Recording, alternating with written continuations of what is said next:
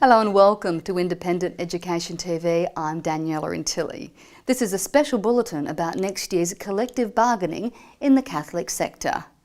Upcoming Catholic sector negotiations are likely to include serious threats to existing working conditions.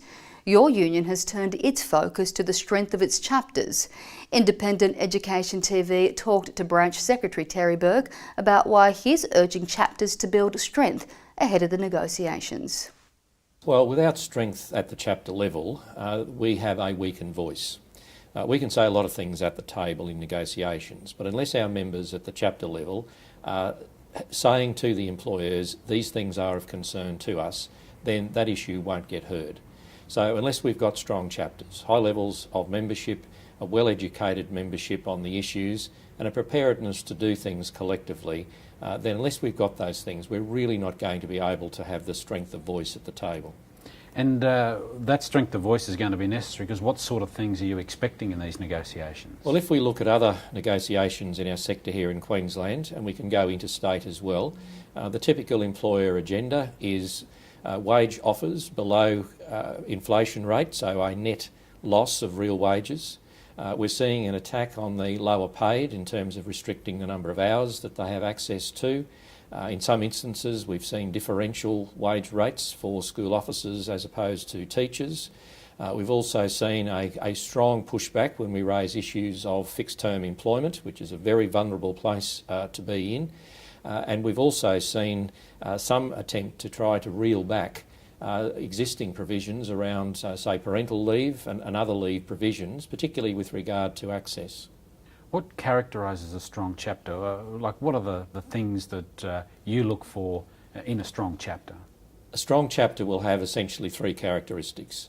They'll have high levels of membership in that particular school. They'll have a membership who understand the issues, but also have some skills in terms of how you might actually promote those issues so that you get an outcome. And the third important thing is that they actually have a collective consciousness, that they understand that we actually achieve things together.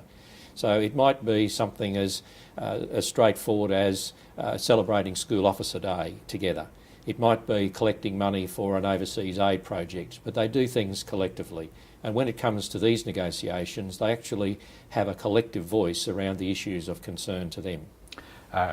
Chapter members talking to non-members and that sort of activity. Does collective bargaining really focus people's attention on the importance of collective activity? Well, it is where members talk to people who aren't members and say, look, this is why I'm a member, and I think these are the things that I benefit from, and frankly we benefit from by the presence of a strong collective union voice in the negotiations.